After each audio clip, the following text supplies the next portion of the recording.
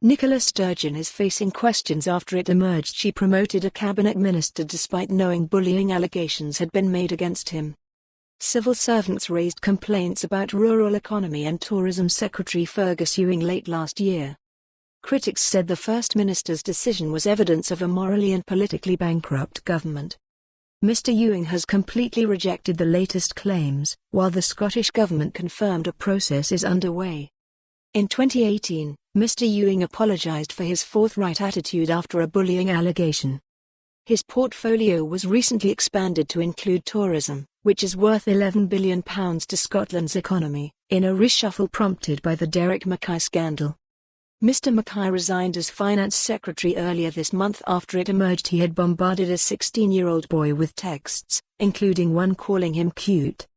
It has now emerged Ms Sturgeon knew about the latest bullying claims when she handed Mr Ewing his beefed-up duties.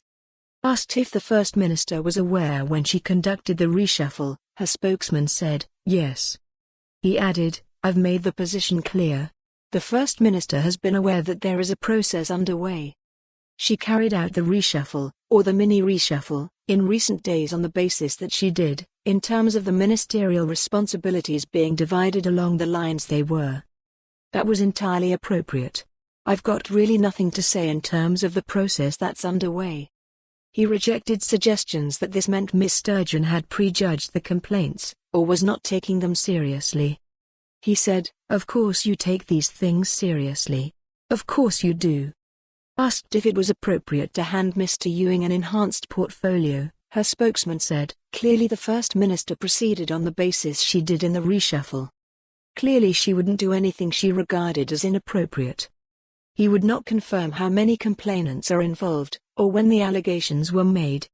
It has been reported that a number of employees at Marine Scotland in Edinburgh made complaints towards the end of last year.